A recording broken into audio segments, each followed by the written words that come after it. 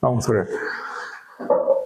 Padre y Dios, Padre de nuestro Señor y Salvador Jesucristo y Padre nuestro que estás en los cielos, elevamos en esta hora, Señor, nuestra oración hasta tu trono de gracia para pedir, oh Dios, la asistencia de tu Espíritu Santo, para que nos abra el entendimiento y la capacidad receptiva, Señor. Padre, ilumina nuestras mentes, ilumina nuestro conocimiento, para así, oh Dios, ir creciendo y madurando en la fe. También pedimos, Señor, que tú nos limpies de nuestros pecados, de nuestras malas acciones, que el fluir de tu Espíritu no tenga ningún obstáculo, Señor, a causa de nuestro pecado y maldad. Límpianos, Señor, apelamos a la sangre de Jesucristo, que nos limpie de todo pecado. Y te damos las gracias en el nombre de nuestro Señor y Salvador, Cristo Jesús. Amén. Amén. Muy bien. Mire, la semana pasada, yo sé que muchos han llevado esto. ¿Usted ha llevado, hermano, este curso? Ya ese de la época. ¿Tú se ha llevado esto o no, Daniel? No llevaste, ¿no? ¿La hermana? No, usted también, ustedes ya. Bueno, lo que hemos llevado este curso, hablamos de los 3 aspectos de la salvación. Son 3 aspectos de salvación, que tiene que ver con el proceso de la salvación desde el momento que nos convertimos hasta el tiempo final, cuando ya nos vayamos al cielo. Esos son los 3 tiempos. Entonces, en el libro de Sígueme, se valora los 3 aspectos de la salvación en 3 tiempos. Las 2 naturalezas y después vienen los 3 aspectos de la salvación. Ya, aquí está. El texto en el cual empieza en este tema hablando de la salvación está en en Filipenses 1, capítulo 3. Vamos a ver ahí. Filipenses 1, capítulo 3. Filipenses, capítulo 1, desde el versículo 3, ahí está el texto que habla de los 3 aspectos de la salvación.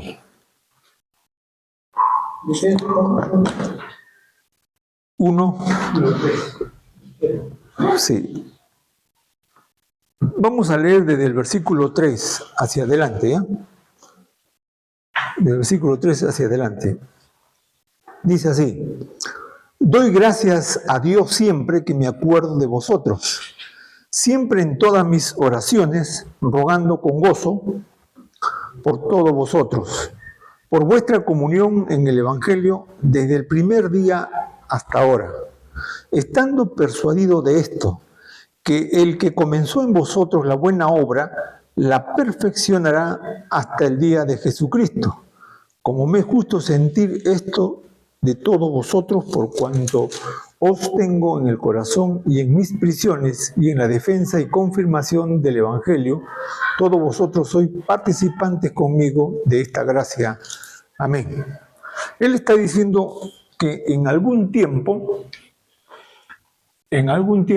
dice él que está orando, o sea, él está orando por los filipenses para que haya una confirmación especial, que ellos estén seguros, que ellos estén arraigados y cimentados en que Dios empezó en nosotros una buena obra. Dios empezó. Entonces, cuando dice que Dios empezó en nosotros su obra, la perfeccionará hasta el día de Jesucristo. Bien. Yo le estaba poniendo el caso, en mi caso, que yo me convertí cuando tenía 29 años. Ahí en ese tiempo Dios empezó. Ahora, cada uno de ustedes dése cuenta cuándo se convirtieron. Creo que aquí la más antigua es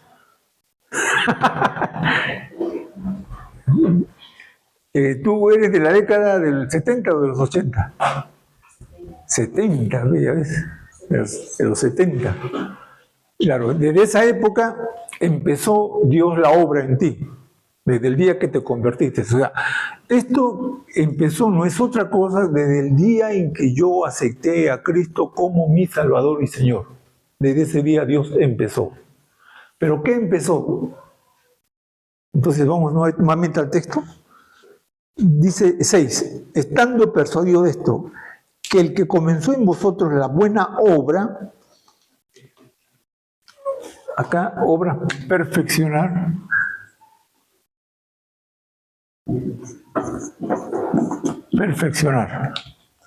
dice que el que comenzó la buena obra en nosotros, esta obra la está perfeccionando. Entonces, para tener ya en cuenta más, esto sería en el pasado, esto es en el presente, y esto sería en el futuro. Ahí están los tres aspectos de salvación. Que Dios empezó en el día que nosotros nos convertimos, el día en que nosotros aceptamos a Cristo, ese día Dios empezó, ese tiempo pasado ya para nosotros. ¿Y qué está haciendo ahora?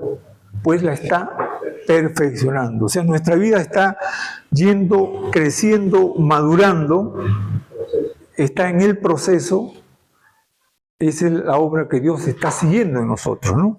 Entonces yo tengo que ver que cada año que pasa estoy mejorando en mi vida cristiana, estoy madurando más en mi vida cristiana, estoy mejor en mi vida cristiana, o estoy estancado de repente, no soy, ¿no? Entonces la vida cristiana es una vida de crecimiento, de desarrollo.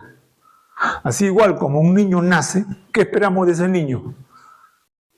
Que crezca, que sea fuerte, que no, hasta que sea completamente un hombre, ¿no?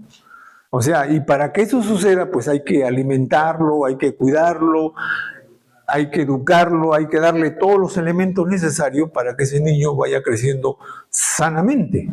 Eso es exactamente lo que Dios está haciendo. Dios empezó su obra y ahora Dios a lo largo de todo el tiempo lo está perfeccionando en la vida. Nos está haciendo que nosotros cada día seamos mejores a través de las pruebas, a través de los conflictos, a través de las experiencias buenas o malas, o a través de personas también, o de circunstancias. Dios está perfeccionando nuestra vida.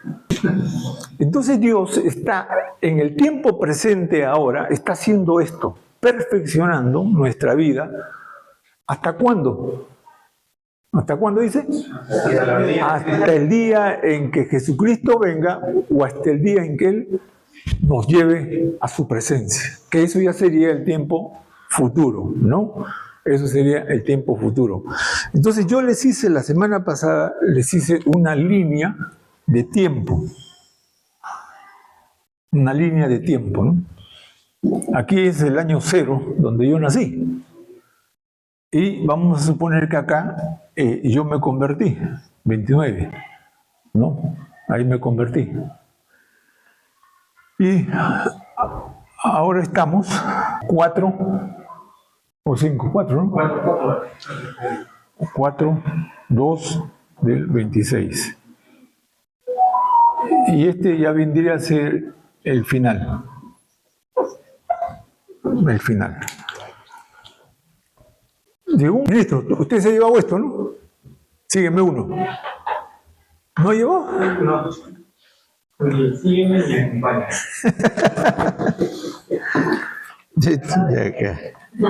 Bien. Entonces ahí te has perdido esto. Tienes que estudiarlo. En este curso se estudian los 3 aspectos de la salvación.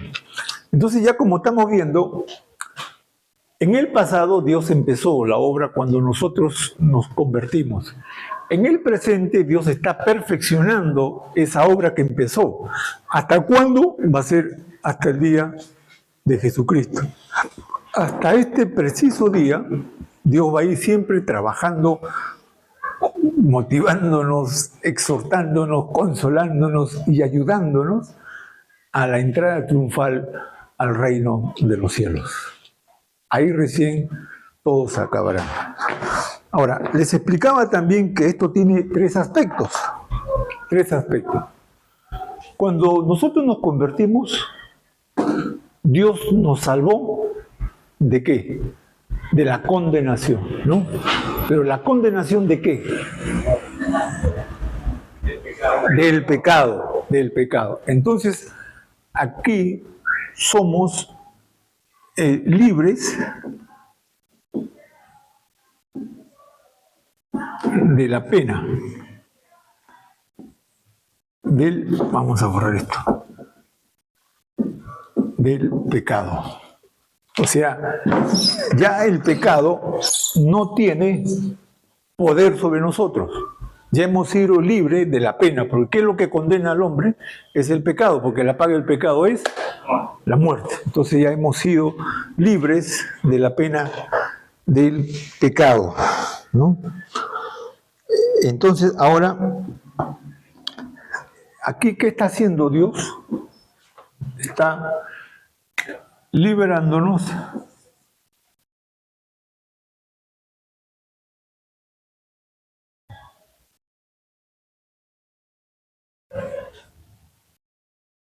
del poder del pecado. Del pecado. Aquí libres de la pena. O sea, ya no hay condenación a los que están en Cristo Jesús. Pero como todavía estamos en este mundo que nos jala el pecado y que seguimos a veces luchando y cayendo, entonces hay un poder todavía. Pero ya en Cristo Jesús ya hemos sido liberados del poder del pecado. ¿Recuerdan Romanos 6? Vamos a Romanos 6. Quiero que por favor eso lo aprendan bien, porque a veces creemos que nosotros somos tan débiles, decía.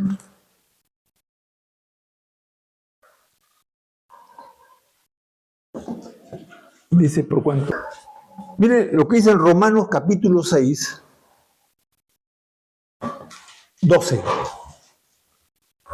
Dice 12, versículo 6, 12, dice, no reine pues el pecado en vuestros cuerpos mortales, de modo que lo obedezcáis en sus concupiscencias, ni tampoco presentéis vuestros miembros al pecado como instrumento de iniquidad, sino presentados vosotros mismos a Dios como vivos entre los muertos, y vuestros miembros a Dios como instrumento de justicia. Y este es el texto que a mí me gusta, porque dice, porque el pecado no se enseñoreará de nosotros, pues no estamos bajo la ley, sino bajo la gracia. Miren lo que dice acá.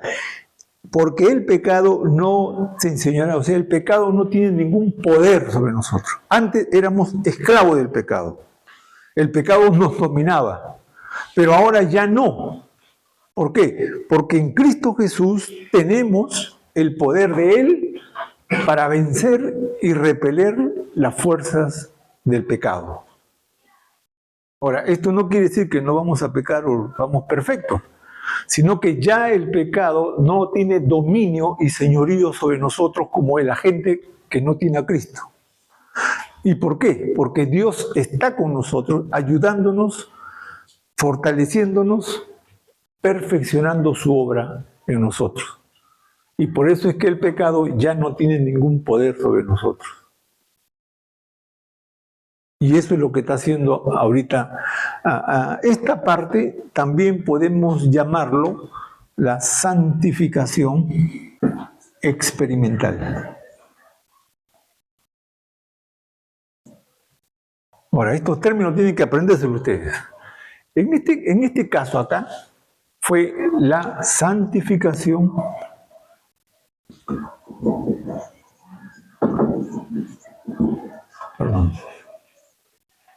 posicional.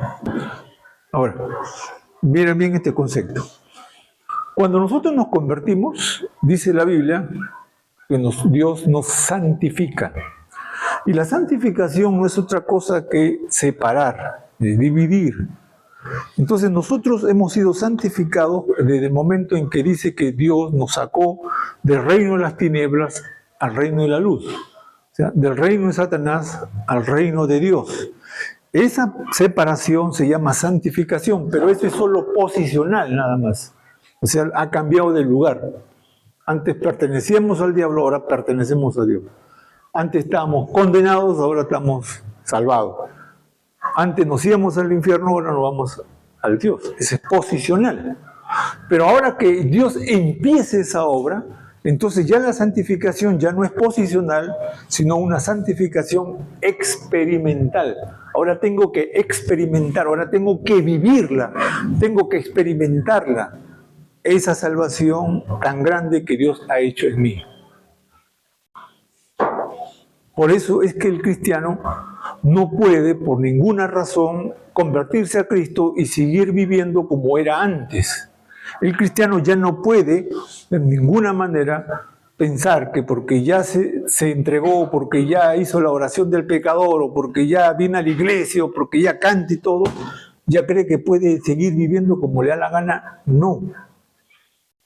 Porque Dios está haciendo la obra hasta el día en que Dios nos llame a su presencia. Y esa obra es la obra de perfección.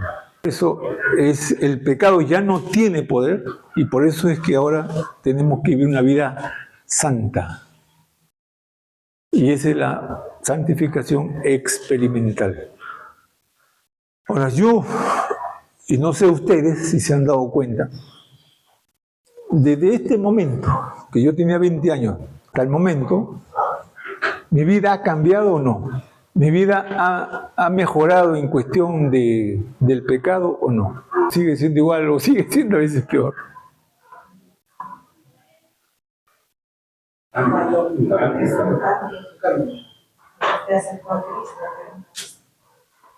Está acá el hombre. Ahí está. En algún momento Dios ha ido cambiando, perfeccionando para ser ahora lo que somos, pero ahorita no estamos perfectos. Y Dios entonces va a seguir todavía limpiando nuestras cosas, ¿no? Nuestro carácter, nuestra conducta, nuestra manera de ser, nuestra ira, todo aquello que no está conforme a Dios. Y Dios está ahí haciendo la obra. Bien, ahora, para otro concepto. El que empezó en nosotros fue Dios. Pero Dios nos salvó mediante ¿quién? Jesucristo. Jesucristo. Ahora, ¿quién está haciendo esta obra?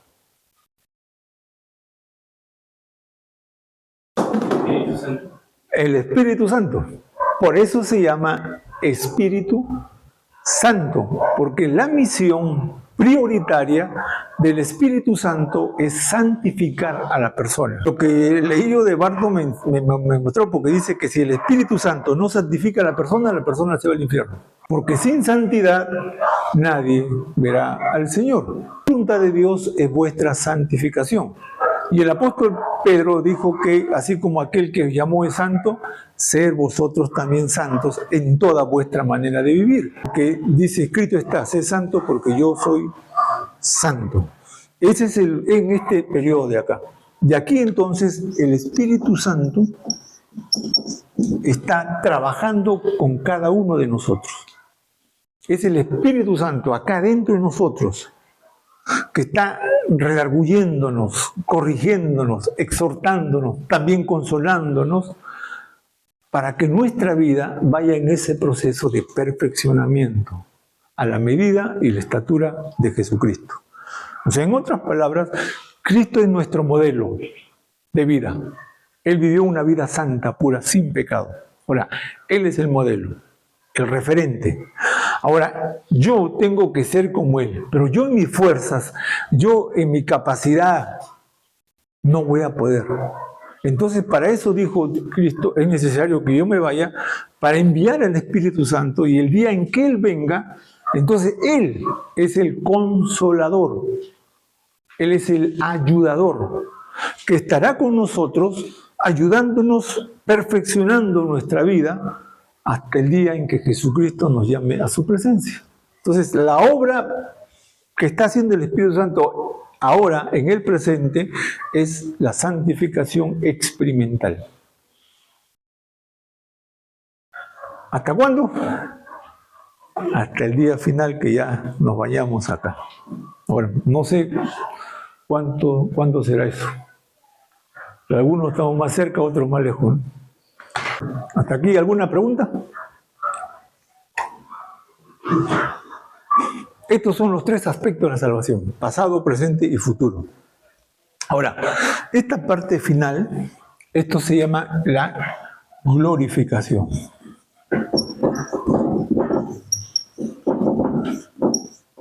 La glorificación. O sea, la glorificación no es otra cosa que la resurrección de los muertos o la transformación de este cuerpo en un cuerpo inmortal, en un cuerpo incorruptible.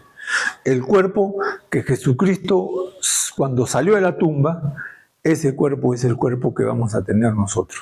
Eso se llama la glorificación. Y aquí ya vamos a ser ya totalmente libre de la presencia del pecado. Ahí así, se acabó el problema. Ya no tenemos nada que ver con el pecado ya. ¿Por qué? Porque vamos a estar en el cielo y ahí no hay nada corrupto, no hay nada sucio, no hay nada pecaminoso. Entonces ahí ya seremos glorificados. Ahora, ese aspecto es importante. Los tesalonicenses tenían un problema, porque decían, si morimos, ¿cómo vamos a resucitar? Decían, ¿cómo vamos a resucitar nosotros? Y había ese problema. Y el apóstol Pablo, vamos a Primera de Tesalonicenses.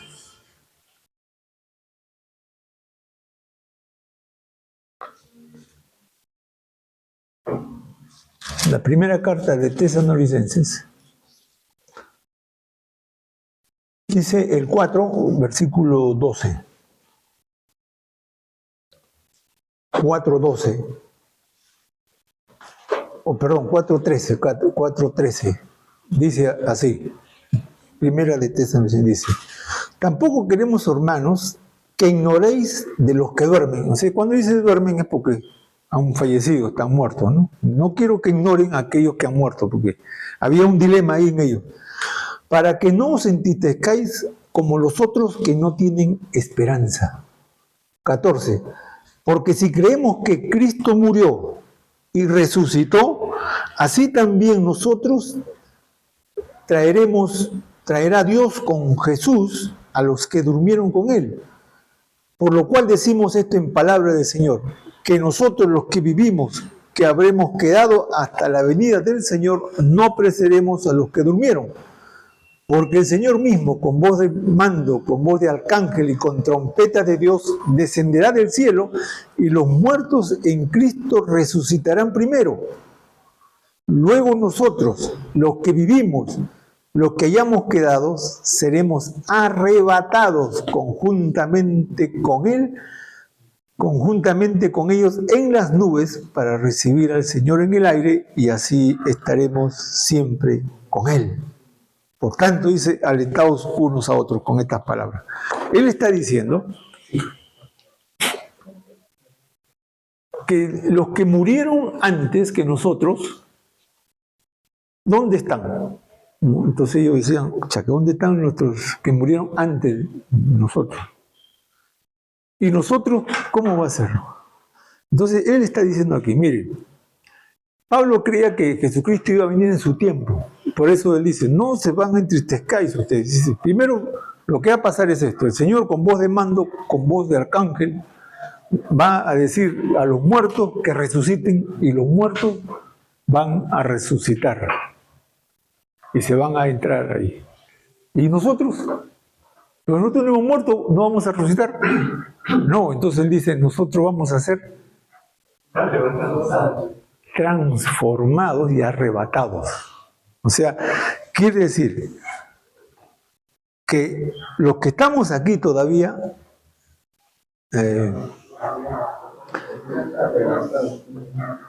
dice el 17, ¿no? Luego nosotros, los que vivimos, los que hayamos quedado, seremos arrebatados conjuntamente con ellos en las nubes para recibir al Señor. Pero para que eso ocurra, tiene que haber una transformación de este cuerpo. O sea, en este cuerpo no podemos entrar al cielo. Por eso el apóstol Pablo, en 1 Corintios capítulo 15, dice, carne y sangre no pueden heredar el reino de los cielos. Con este cuerpo no podemos llegar a la presencia de Dios. Por eso, hermano, cuando alguien les diga que yo salí del cuerpo y Dios me llevó al cielo, ¿no? ¿Han escuchado esto? Que Dios me llevó al cielo y yo vi a Jesucristo y vi al Padre y conversé con Él. Eso. Y no, los que fueron transportados al cielo así, ellos fueron transformados también antes de ahí. Claro. Enoc y Elías fueron los dos, ¿no? Los dos que Dios los arrebató. Ahora, ¿por qué? Porque con este cuerpo, en esta semejanza, es imposible que entremos a la presencia de un Dios santo, de un Dios que es fuego consumidor. Entonces, ¿qué tiene que ocurrir para que nosotros podamos entrar? Mire, la palabra glorificar, en el sentido etimológico griego, también significa purificar. Purificar. O sea, es cuando sacan el oro, sale con todo tierra, con piedra, ¿no? Entonces lo meten al fuego y ahí el fuego lo derrite al oro y el oro es separado y ya se ha purificado, ya ese es oro puro, ¿no? Sacan todas las escorias, todo eso. Ahora, eso es exactamente lo que va a ocurrir con nosotros. Este cuerpo va a ser purificado. ¿Cómo va a ser eso? Vamos a 1 Corintios capítulo 15. No, 15:35. 15:35.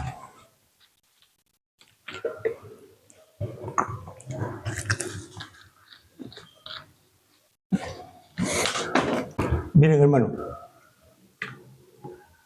yo he cumplido 66 años el 22 de enero. Y ya empiezo a sentir el peso de los años.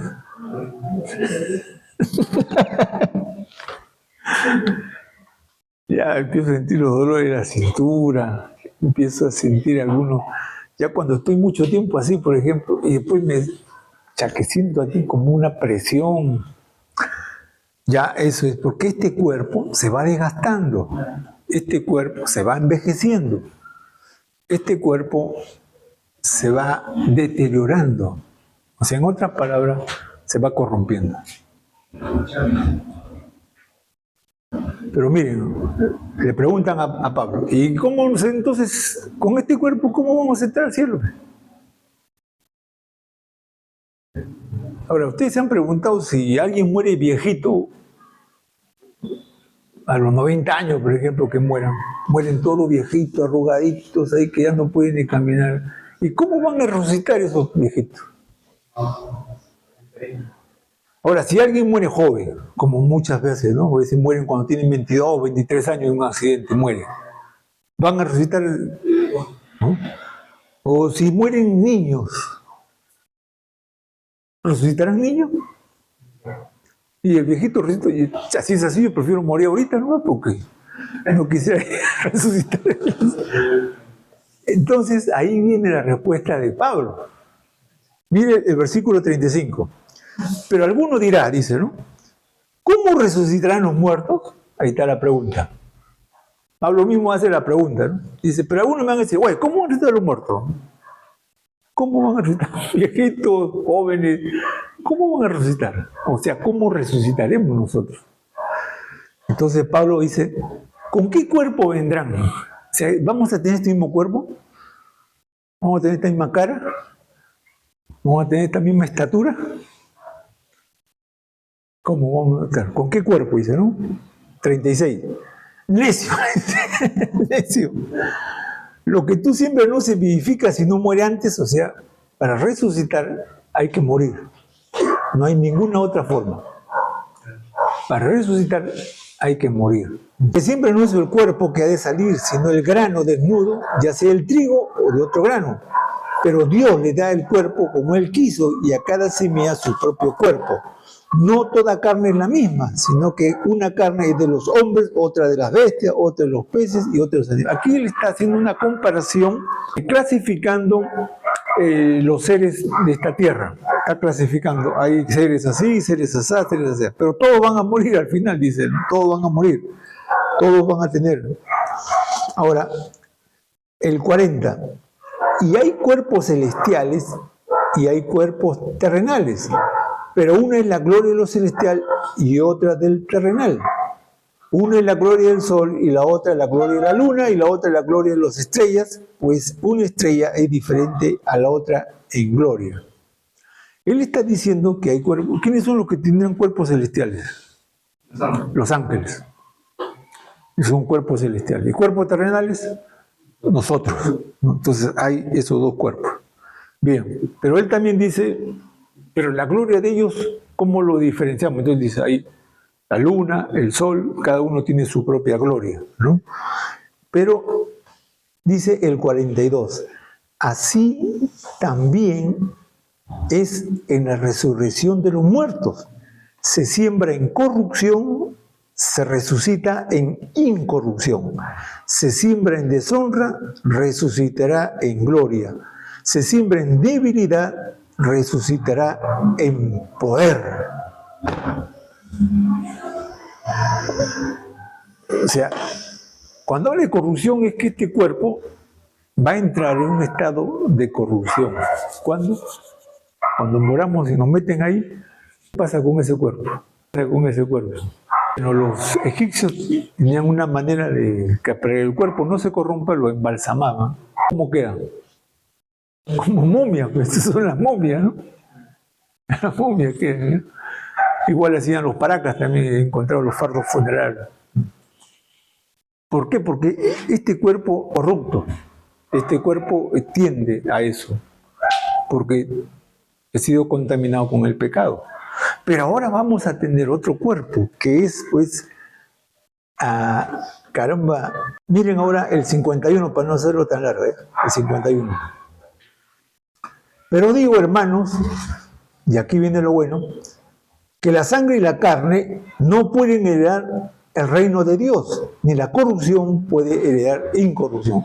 O sea, lo que él está diciendo es que este cuerpo de carne y sangre no pueden entrar al cielo.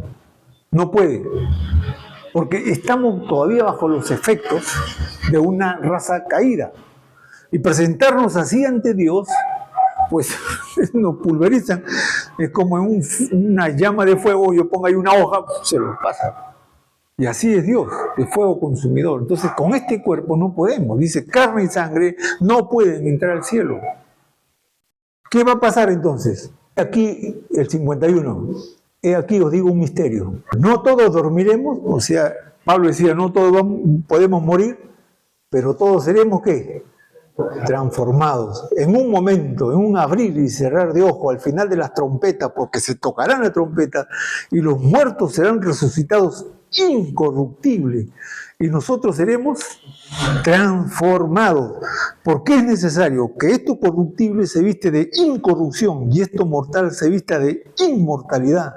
Y cuando esto corruptible se vista de incorrupción y esto mortal se vista de inmortalidad, entonces se cumplirá la palabra escrita, sobre la muerte en victoria.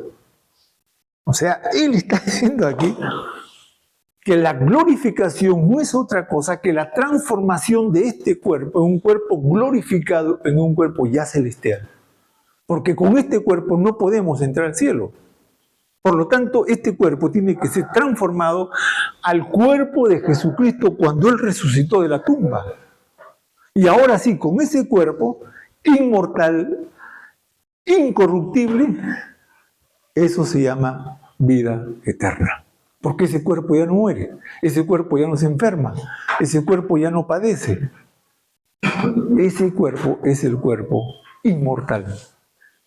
Y eso se le llama vida eterna. Pero eso no es otra cosa que la glorificación. Ahora, aquí la palabra transformado en el griego es la palabra metamorfosis. ¿Qué es la metamorfosis? Cambio. ¿No? Esa es la palabra metamorfosis. Metanoia es metamorfosis. Ahí ya se acaba. Y ahí ya nada tenemos que ver con el pecado. Ya el pecado no existirá porque ya estaremos en la presencia de Dios y ahí todo es diferente. Bien, ¿hasta aquí alguna pregunta?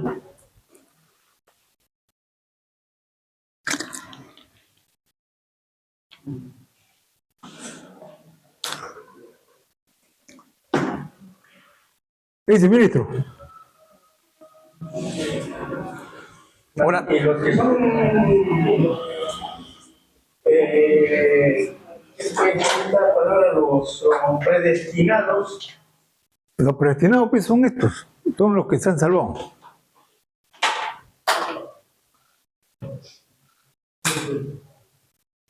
los predestinados son todos aquellos que están en la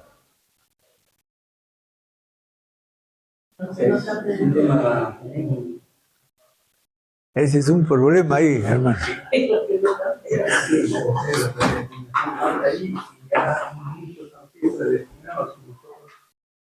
La transformación, los predestinados son los que van a transformar. Se van a transformar a parecer. ¿Ustedes no han estado en la clase cuando vino el hermano César? Sí. Sí, pero es un tema bien. Sí, pero sí, es un tema bien complejo. Incluso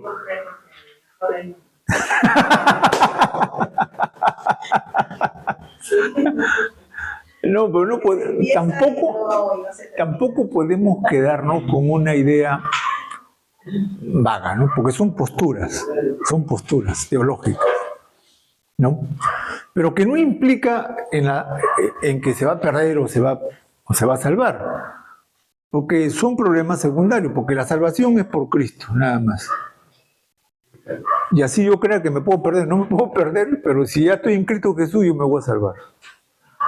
El problema es cuando en el proceso de salvación se aplica algo que se puede perder la salvación. ¿Qué pasa si me voy? ¿Qué pasa si...? La semana pasada les expliqué eso. Les expliqué cuando hice la línea de tiempo. Pero vamos a hacer otra vez entonces esa línea de tiempo. Ya hasta acá, todo bien, no hay problema acá. Bien. Entonces no es una salvación tan grande, por eso el apóstol Pablo decía, esta salvación tan grande, esto que es algo muy maravilloso, dice, ¿cómo no voy a amar a Dios? ¿Cómo no voy a adorar a Dios sabiendo cuál va a ser nuestro futuro final? ¿Ah? Claro. Muy bien, vamos entonces ahora con la línea de tiempo y la parte gramatical, que es la que más me interesa a mí ahora. Miren, en el pasado dice que Dios nos escogió. Vamos a Efesios capítulo 1. Efesios capítulo 1.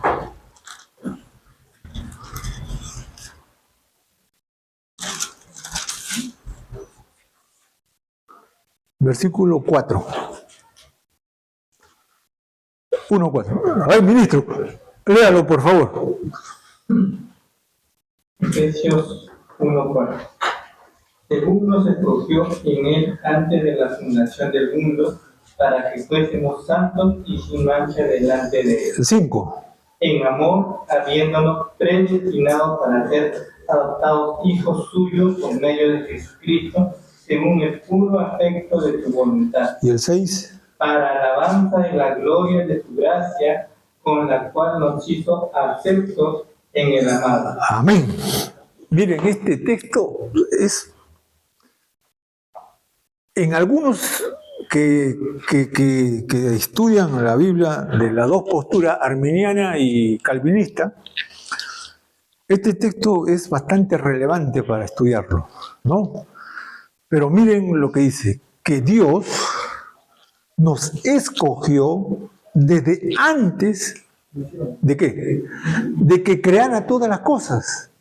O sea, quiere decir que en la mente de Dios, antes de crear el universo, antes que diga sea la luz, sea esto, eso, Él ya había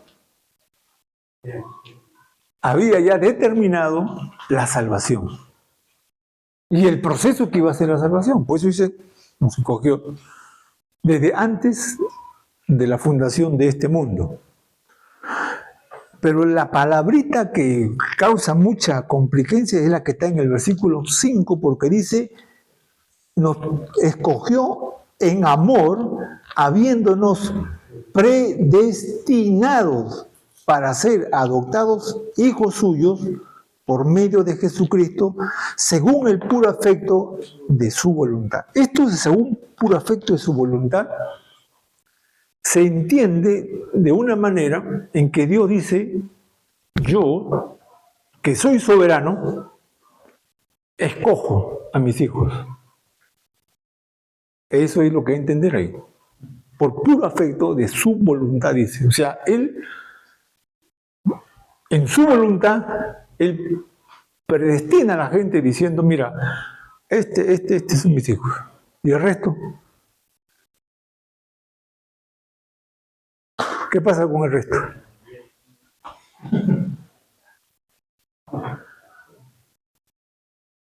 Pero ¿qué es Dios?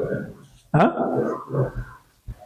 Si no, no sería Dios, si que no decidiera lo que quisiera hacer. Él sabe que... Pero entonces Dios ahí estaría haciendo asesión de personas. Estaría diciendo, a este lo salvo y este no. A este se viene a mí y este no.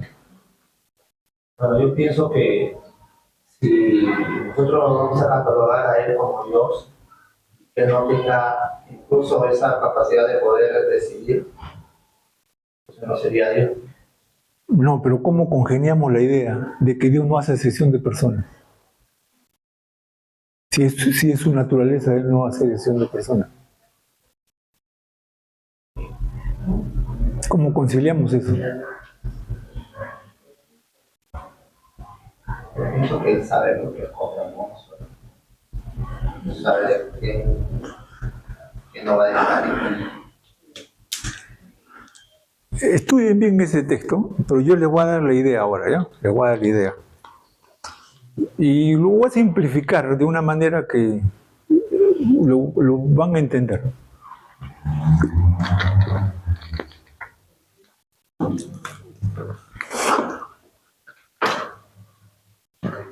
El problema es de que la gente cree, los que creen en la predestinación,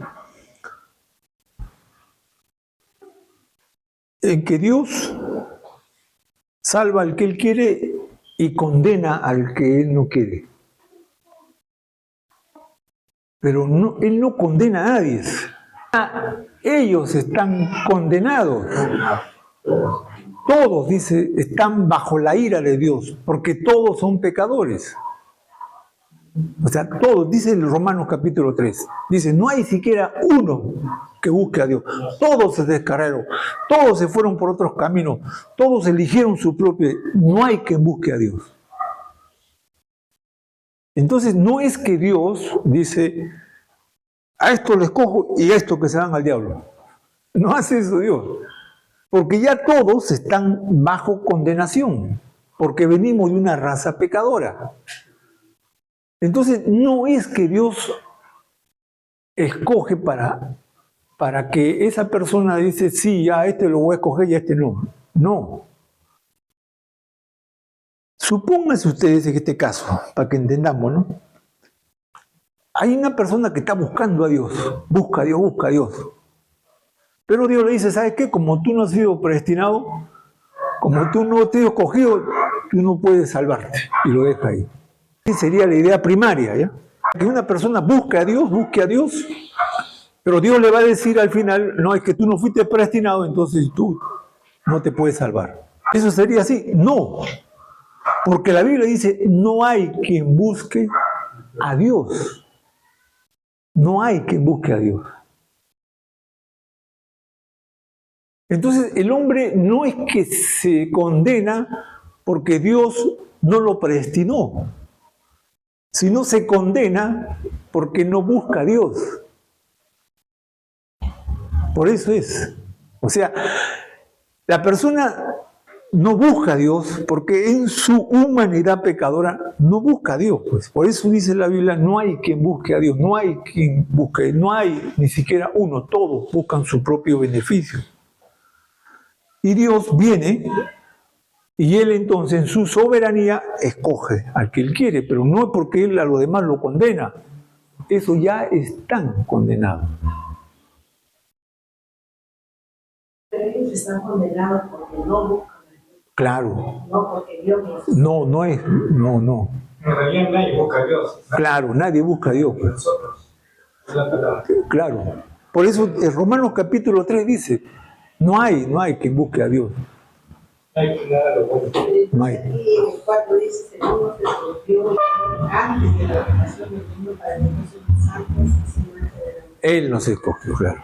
Él, por puro afecto de su voluntad. O sea, Pero ¿por Él qué? escoge a todos, es una excepción. No, pues, pero la gente no viene, pues, no viene a Él. Por eso yo digo, el hombre no se condena porque Dios no lo escoge. El hombre ya es condenado. O sea, no es porque Dios no lo escogió. Por eso yo digo, no, si alguien busca a Dios y Dios dice, bueno, tú no fuiste predestinado, pero así que tú no puedes venir acá. No. Muchas veces esta palabra, este versículo bíblico se lee, ¿no? Que nosotros nomás hemos sido escogidos, ¿no? Bueno, así lo interpretan, ¿no? Algunos que nosotros nomás y ellos no, por eso están en el mundo, por eso no buscan a Dios. No, pero no te digo que no es porque... Claro, no es así, pues, ¿no? Pero No. algunos lo utilizan así, Ese es el problema, pues. Ese es el problema. este versículo. Claro. Entonces, Él nos escogió ya desde antes de la fundación del mundo, pero nos escogió ¿para qué? Ahí está diciendo, para que seamos santos. ¿Y qué más? Santos Y sin mancha. O sea, si alguien dice, yo soy cristiano, Dios me ha escogido a mí, pero no vive una vida en santidad, no vive una vida incorruptible, ese hombre no ha sido escogido, no es hijo de Dios. Porque hay un propósito en que Él escoge, que ese propósito es ser santo. Por eso es que ahí se ve también si la salvación se pierde o no se pierde. La salvación no se pierde.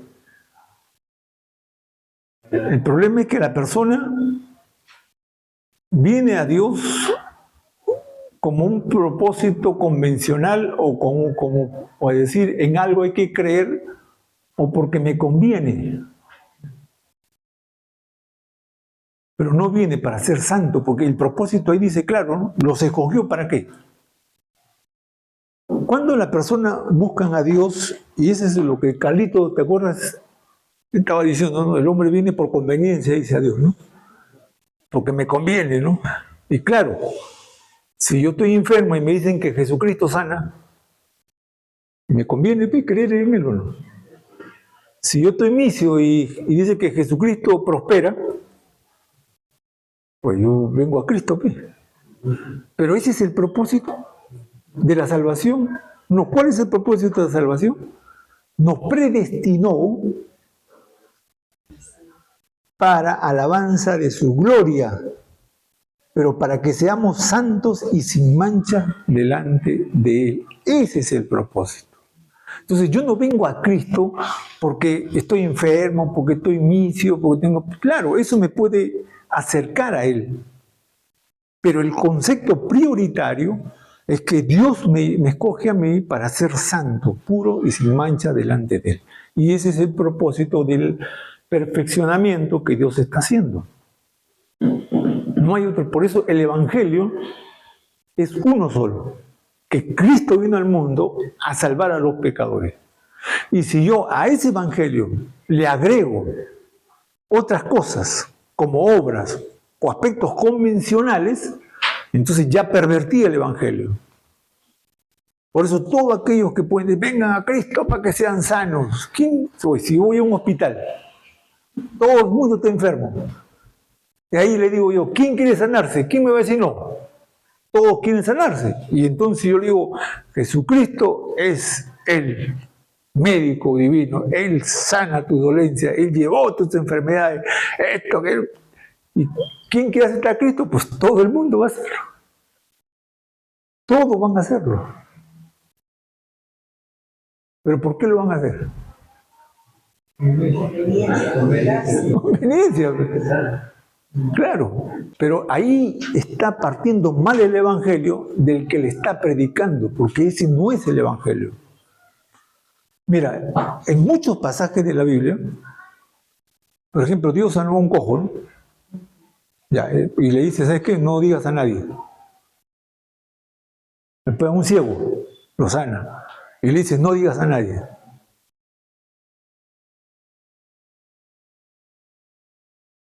Hay como 5 casos donde Jesucristo le dice, no digas a nadie.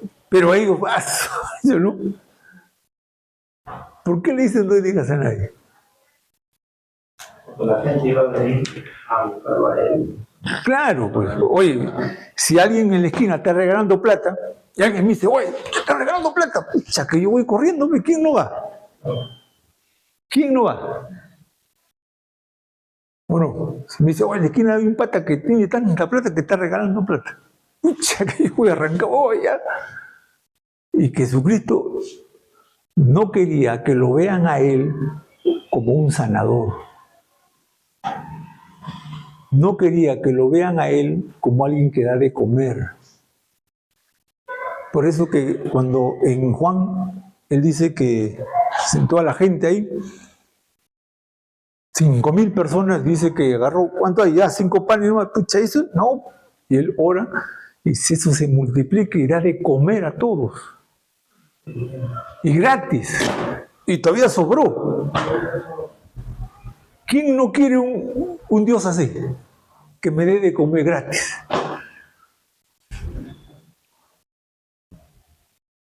Y entonces Jesucristo, se dijo, ya le di de comer ahora, y ya lo querían hacer rey. Y entonces él dice que se subió a la barca y dijo, vamos al otro lado, porque aquí la gente me va a hacer rey. Y se fueron al otro lado y la gente también, o sea que no sé cómo, pero llegó allá, ¿no? Y le dice, maestro, ¿qué te estamos buscando? Le dice. Y ahí él los cuadra. Y le dice, ¿me buscáis? Porque os di de comer. Y él dice, buscadme no por la comida que perece, sino por la comida que a vida eterna permanece, el cual el Hijo del Hombre os lo dará. O sea, no me busquen a mí por la comida material, dice. No me busquen a mí porque tienen hambre. Búsquenme porque necesitan ser salvados. Búsquenme porque ustedes están condenados. Búsquenme porque yo no soy un alimentador, yo no soy la beneficencia. Yo no soy el comedor popular. Yo he venido a este mundo a salvar a los que se habían perdido, a los pecadores. Y los cuadró ahí. Y dice que ahí, dice que poco a poco la gente comenzó a quitarse. Y ¿saben? Solo quedaron los 12 nada más. Fíjate, de toda esa multitud de personas, cuando él los cuadró así, se fueron. Y quedaron los 12. Y él los mira a los 12 y le dice, ¿y ustedes? Y Pedro le dice, Señor, ¿a quién iremos? Solo tú tienes palabras de vida eterna. O sea, ellos sí reconocieron. O sea, lo que menos quería que la gente supiera de Jesucristo, él fuera un milagrero. Es lo que menos él quería, que la gente lo viera a él como un milagrero. Por eso él decía, yo no, y se escapaba y se iba, y no quería así que lo vieran. Porque el propósito de Él fue venir a este mundo a salvar a los pecadores de la condenación eterna. Si bien es cierto, Él sanó, dio de comer, liberó, hizo maravillas, pero no lo hizo para que lo vean como eso, sino para manifestar el poder de Dios. ¿De quién era Él? ¿De quién era Él? Y no simplemente para que lo vean como un milagrero. Juan el Bautista estuvo preso, lo metió preso Herodes. Miren lo que ocurre, por eso a veces también nos va a ocurrir a nosotros esto en algún momento. Y ojalá que no dudemos, hermano. Ojalá. Yo a veces he pasado también por esto. A veces las aflicciones, el dolor, las enfermedades, las circunstancias nos hacen dudar si Dios está con nosotros o Dios nos ha abandonado o de repente Dios no existe. En algún momento en nuestra vida va a ocurrir eso. ¿Han pasado ustedes alguna vez eso? Ministro, ¿te ha pasado alguna vez eso? ¿Que ha dudado de Dios?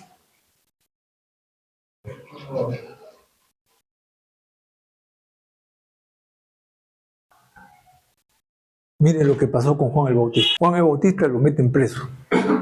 Y él ahí, en la soledad de su celda, recuerda, ¿no? Él bautizó a Jesús. Él le dijo a sus discípulos, he ahí el Cordero de Dios que quita el pecado del mundo, a Él seguirlo. Él dice, yo no soy digno siquiera de amarrarle los zapatos. Él dijo, yo no soy el Mesías, el que viene detrás de mí, Él es el Mesías. Y mandó a todos sus discípulos a que lo sigan a Él. Él dijo, es necesario que yo mengüe y que Él crezca. Él es el hombre que bautizó al Hijo. Y Él vio cuando Dios habló del cielo, el Espíritu Santo bajó en forma de paloma y dijo Dios, he aquí mi Hijo amado en cual tengo complacencia. Él fue testigo de todo eso. Pero miren lo que pasa cuando está solo, preso, abandonado, en una celda paupérrima. ¿Qué pasó? Él dudó. Y le dice a sus discípulos que él tenía todavía, le dice, vayan y pregúntenle si era él el Cristo el que había de venir. Imagínense. Juan el Bautista. ¿Ustedes lo que dijo Jesucristo, Juan el Bautista? Él dijo, de todos los hijos de mujer, no hay otro como él. Y sin embargo, en la soledad, en el abandono, en la cárcel, él duda. Porque es humano, porque somos humanos. Y en algún momento podemos dudar de Dios. Decir si será cierto. Dios existe de verdad. Y si existe, ¿por qué me pasa esto? Y si existe, ¿por qué estoy así? ¿Por qué Dios me ha abandonado? ¿O qué he hecho? ¿Qué pecado estoy pagando, como algunos dicen? Y él duda, hermano.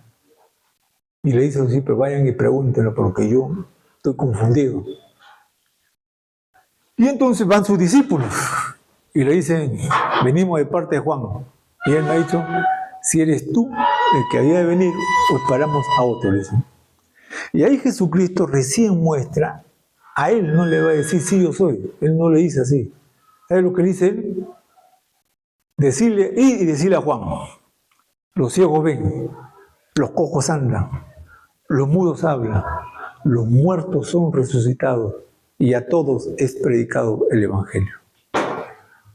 O sea, en otras palabras, ahí él está confirmando que es Dios, porque solo Dios puede hacer eso. Él está diciendo, sí, yo soy, porque mírenlo ahora que estoy haciendo.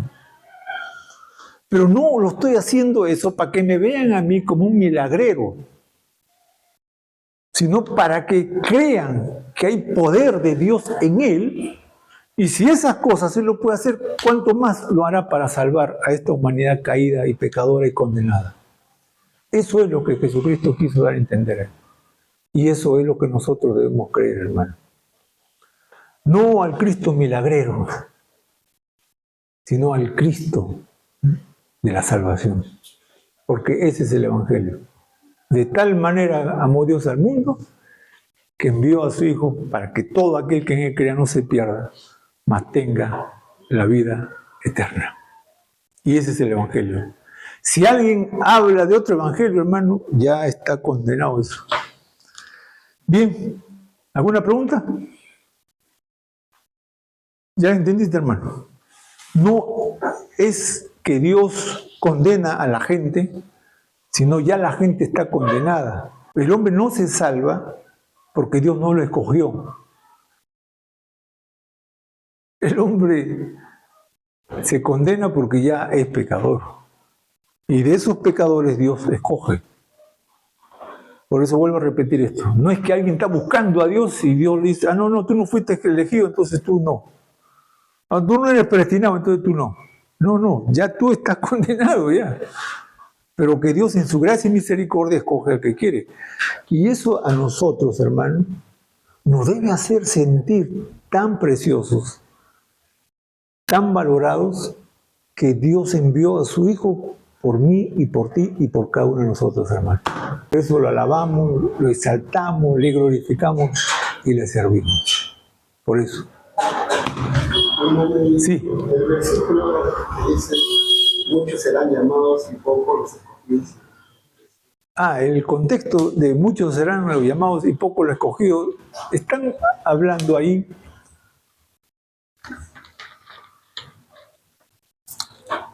cuando aparece nuestro Señor Jesucristo, comenzaron multitudes a seguirlo. Multitudes. Y muchos decían creer en Él. Y todos vinieron a Él. Pero ¿cuántos se quedaron? Hay una pregunta, cuando estaba estudiando acá, cuando abrieron el seminario en la iglesia, que me hicieron el profesor, y me dijo, quien me responde esta pregunta le pongo 20. Estamos hablando de la evangelización, y él dice, ¿quién hizo la primera evangelización? Juan el Bautista. Porque él aparece y él dijo, arrepentidos y convertidos, porque el reino de los cielos ha llegado a vosotros. Él inicia la primera evangelización, ¿no? Y él dice, el hacha ya está puesta ahí, aquel que no se escucha, así que arrepiéntanse, le dice, porque el reino de Dios ha llegado. Y esto lo sigue nuestro Señor Jesucristo. ¿Y quién inicia? Él dice, la segunda evangelización. ¿Y cuántas personas fueron? Dice.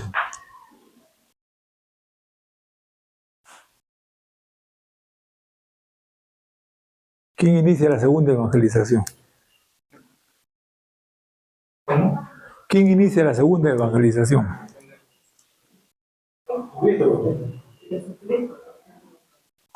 No.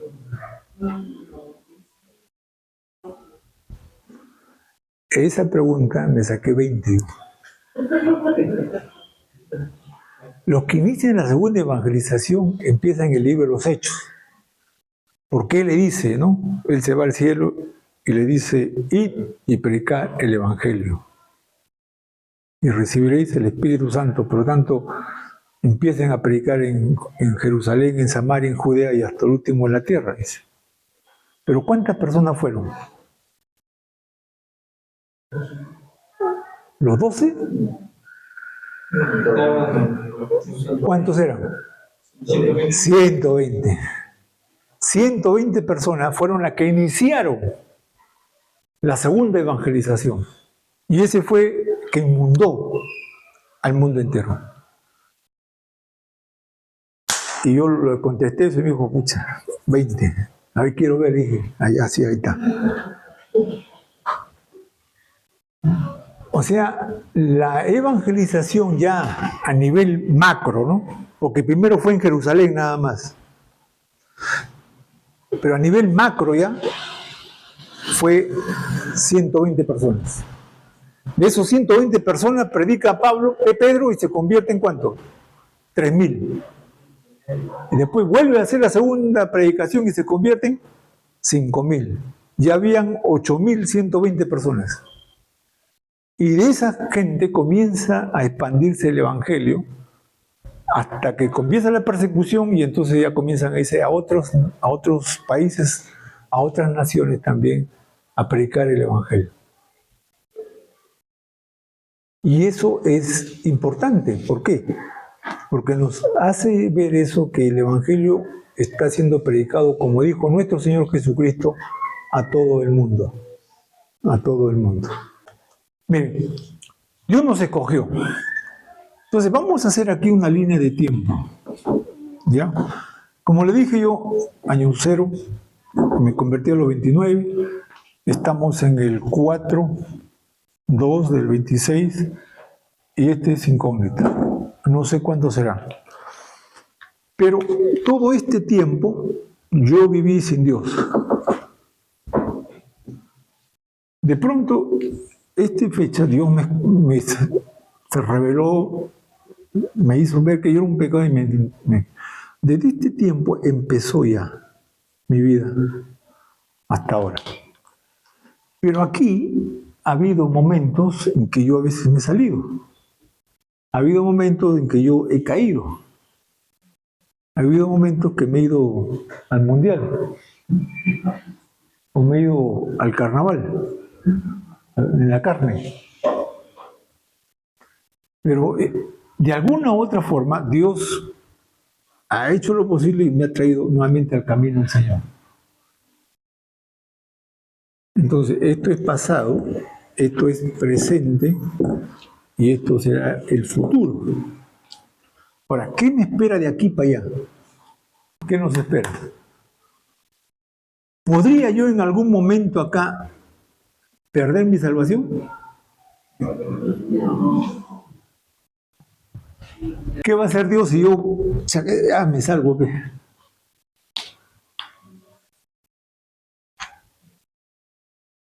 ¿Qué va a hacer Dios?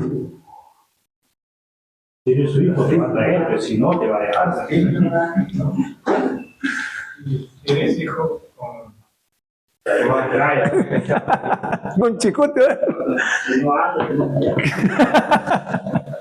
Claro, si yo soy su hijo, Dios no me va a dejar. ¿Qué padre hay que su hijo se está descargando y dice, sigue hermano, está bien así, hijito, sigue nomás? No, ¿qué va a hacer el padre? Y por eso Hebreos capítulo 12 dice, Dios al que ama, castiga, azota y reprende. Porque Él no va a dejar que tú te pierdas. Pero dice, si os deja sin disciplinar, entonces dice, no soy hijo, sois bastardo. Y ahí está la seguridad de mi salvación. Si yo soy hijo, Dios no me va a dejar. Va a hacer lo posible y aún hasta con la misma muerte, pero me va a traer. Pero si no soy hijo, Dios dice, ¿para qué yo me voy a meter con hijo ajeno? Entonces el hombre va a seguir. Va a seguir ahí. Por eso que decimos que la salvación no se pierde, porque Dios no te va a dejar si eres de Él. Ahora dice, pero yo puedo dejarlo a Dios. Si tú lo dejas a Dios, no es porque Dios te dejó, tú nunca has sido de Dios. ¿Salieron de nosotros? Porque no eran de nosotros. Simplemente eso, no eran. Ahora, aquí viene lo interesante. En este momento,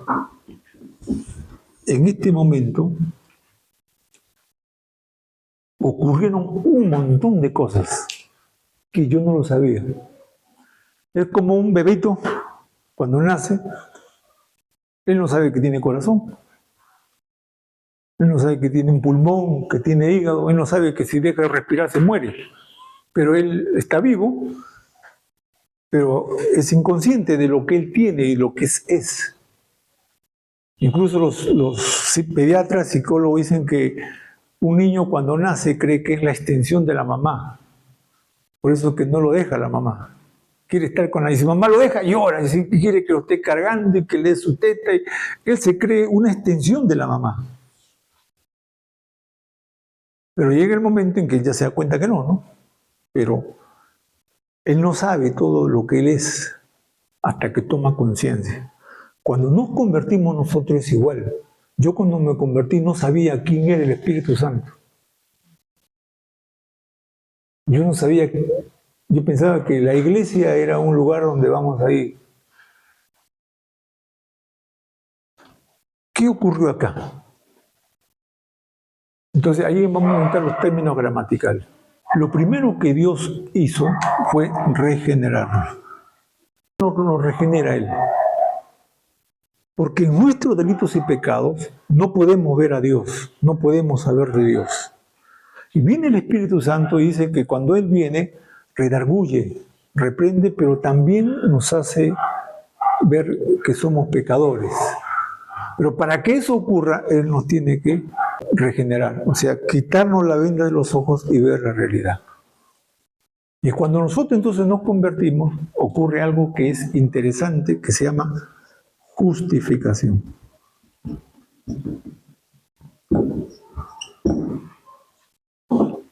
Ya, pero mejor vamos acá. Sí, ya no, ya. Vamos acá primero. Vamos a la separata.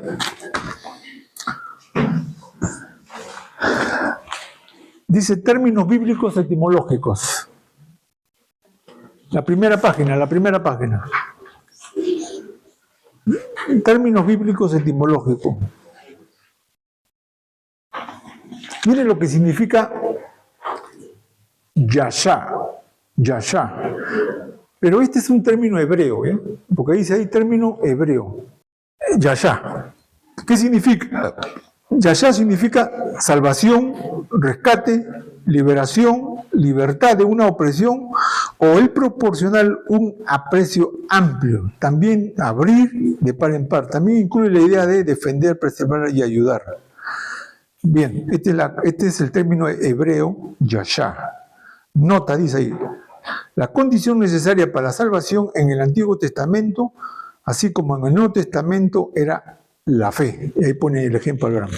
Vamos a ver ahora el otro, marpe.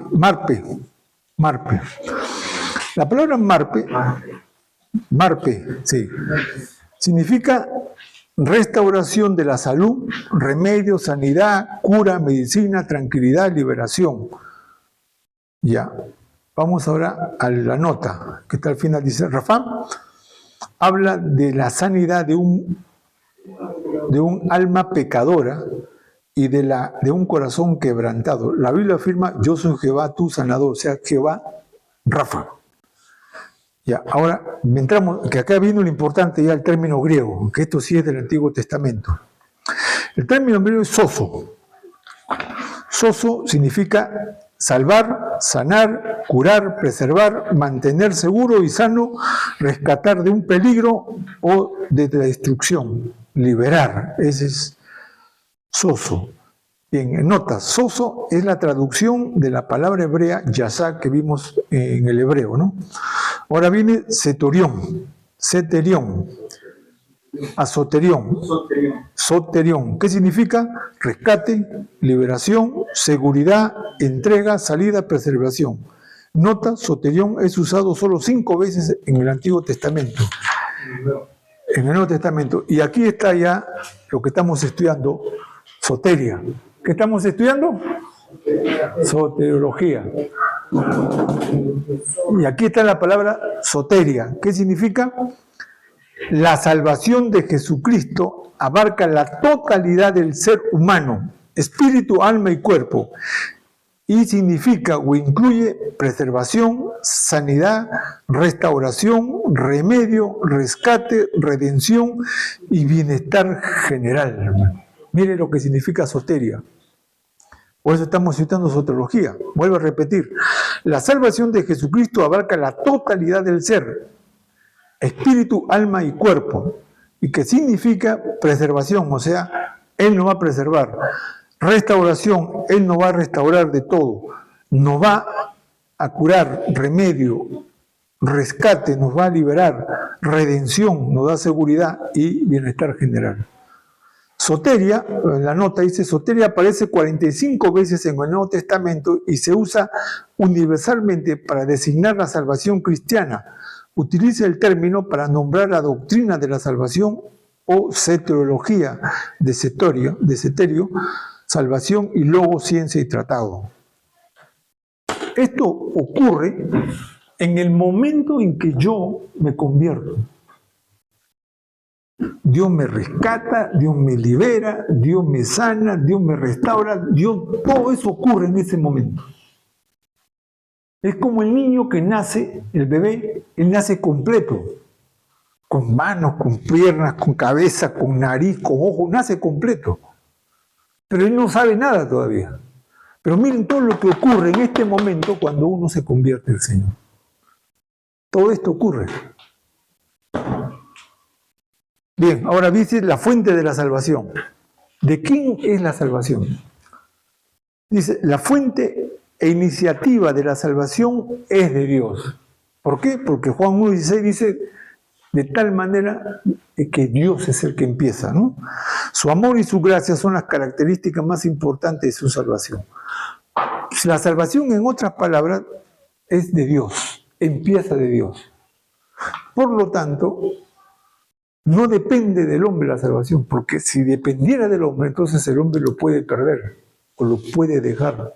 Porque yo fui, pues, yo te escogí a ti, le puedo decir, ¿no? Yo te elegí a ti. Así que así como yo te elegí, ahora te puedo dejar también. ¿Cómo se llama esa canción del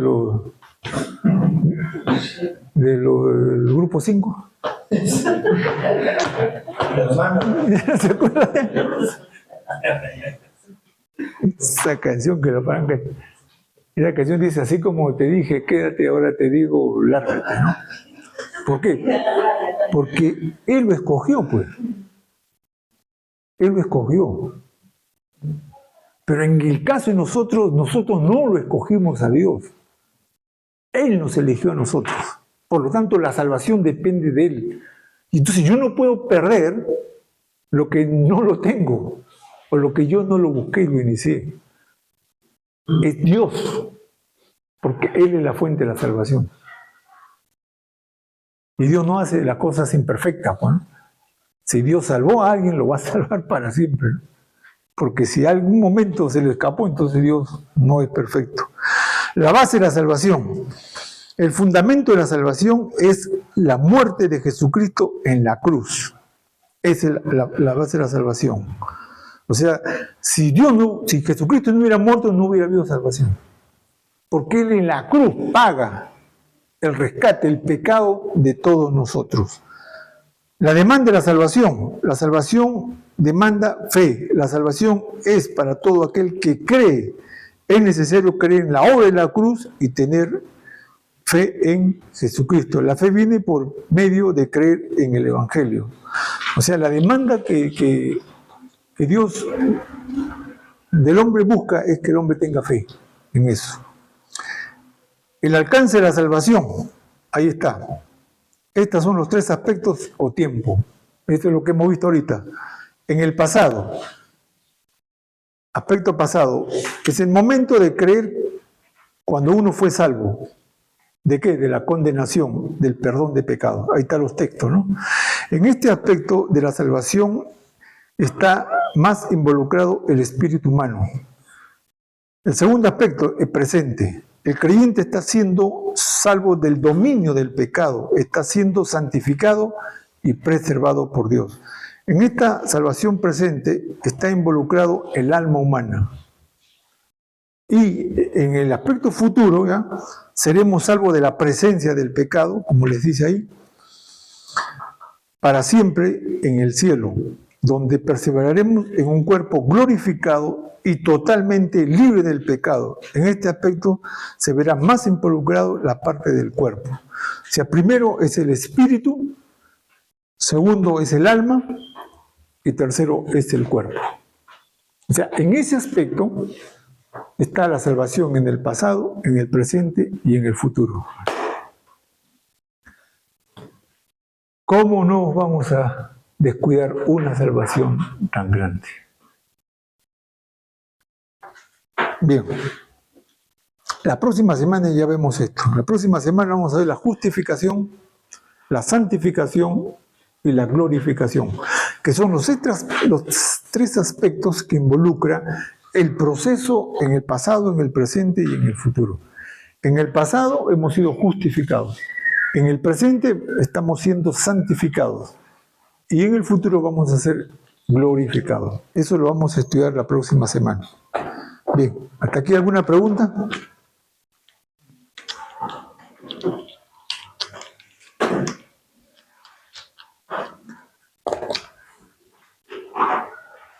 ¿Se entiende la salvación o no?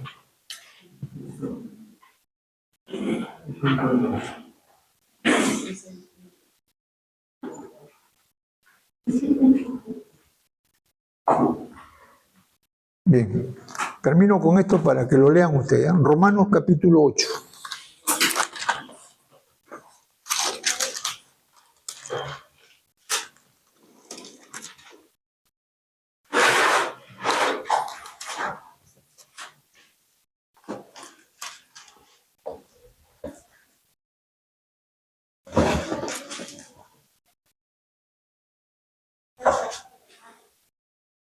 Dice 8:28.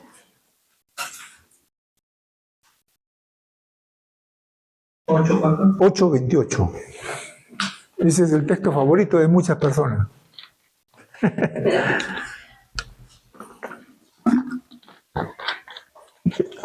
Pero miren la profundidad que tiene este texto cuando se lee en su contexto. Dice, y sabemos que a los que aman a Dios, todas las cosas les ayudan a bien. Esto es, a lo que conforme a su propósito son llamados. Miren, en el futuro, yo no sé lo que me va a pasar. Nadie tiene una bolita mágica y sabe, me va a pasar esto, el otro. Como ahora han salido un montón de profetas que hablan que va a pasar esto, que va a haber un terremoto. Ahí está Jaime. A museos acá, ¿no? Y está tantos profetas y tantos habladores ahí, apóstoles, que dice que Dios me ha revelado, Dios me ha dicho que va a morir tal persona, que va a pasar esto, que va a haber otro. Nadie sabe lo que va a pasar en el futuro, hermano. Nadie. Pero para el cristiano, dice que todas las cosas que pasen va a ser ¿para qué? Para bien. Para bien. ¿Por qué? Porque Dios no nos va a dejar, no nos va a desamparar, ni nos va a abandonar. Entonces todas las cosas van a ayudarnos a bien. Oye, pero si hay una recesión económica, ¿vamos a estar bien? Claro que sí. Oye, si empieza una pandemia nueva, peor que la que hemos pasado, ¿vamos a estar bien? Claro que sí. Claro, oye, y sí, claro, en ese momento donde se ve también quiénes son y quiénes no son, pues. Pero ese es ahí uno ve, pues, ¿no? Por eso todas las cosas van a ayudar a bien. No importa las circunstancias, no importa lo que pueda estar pasando, pero nos va a ayudar a bien. Ahora, ¿por qué? ¿Por qué? Miren el siguiente capítulo, el siguiente versículo, el 29. Porque a los que antes conoció, también los predestinó, para que fueran hechos conforme a la imagen de su Hijo, para que Él sea el primogénito entre muchos los hermanos. Y a los que predestinó, a estos también llamó. Y a los que llamó, a estos también justificó. Y a los que justificó, a estos también glorificó. ¿Se dan cuenta ustedes? Pasado, presente y futuro. Te justifica en el pasado, te ayuda en el presente y te glorifica en el futuro. ¿Estos son para quiénes? Para los que son llamados conforme a la voluntad de Dios. ¿Ah? Y entonces el 31 él concluye diciendo, ¿qué pues diremos a esto? Si Dios es por nosotros, ¿ves? Ahora entendemos eso. Si Dios es con nosotros, ¿quién va a ser con nosotros? Si Él es el que nos cuida, Él es el que nos guarda, Él es el que nos protege, Él nunca nos va a dejar. Entonces, si Dios con nosotros, ¿quién contra nosotros, hermano? Esto es por la salvación tan grande que Dios nos ha dejado. Amén. Muy bien, mis hermanos. Entonces, si no hay más preguntas, ¿no? Vamos yo, de todas maneras, yo la próxima semana voy a redactar los términos gramaticales etimológicos, porque es necesario que sepamos esto, porque esto nos ayuda en la evangelización. En la evangelización. Nos ayuda bastante el conocer estos procesos y esto es lo que pasa, porque es necesario, ¿no? A veces nosotros evangelizamos utilizando las 4 leyes espirituales, hermano, y eso está bien, pero es necesario saber las terminologías para que nos ayuden a ampliar un poco mejor y el concepto pueda ser más receptivo en que nos oye, ¿no? Entonces, traje la lista acá, pero mejor lo voy a hacer en una hoja para dárselo la otra semana. Muy bien, mis hermanos, vamos a poner el pie y dar gracias a Dios. Vamos a orar. Amado Dios, Padre, gracias te damos en esta hora por darnos esta salvación tan grande, Señor. Muchas veces tomamos en poco esta salvación tan grande que costó la vida, la muerte de nuestro Señor Jesucristo en la cruz, Padre. Ayúdanos a valorarla y a tenerla muy en estima, porque esto es lo que tú nos ofreces para salvarnos de nuestra condenación. Gracias, Señor, por ese acto de amor que tú tuviste con nosotros en enviar a Jesucristo para que Él pague la propiciación de nuestros pecados. Y gracias, Señor, porque tú nos elegiste, nos predestinaste para ser santos y sin mancha delante de ti, Señor. Ayúdanos a preservarnos, ayúdanos a seguir adelante, ayúdanos a mantenernos firmes hasta el día en que tú nos llames a tu santa y bendita presencia. Gracias, Señor, en el nombre de Cristo Jesús. Y ahora, oh Dios, lleva con bien a mis hermanos, guárdalo de todo mal, protégelo, Señor, y que dale la fuerza para que ellos sigan adelante en este mundo perverso, Señor. Gracias en Cristo Jesús, nuestro Señor y Salvador. Amén.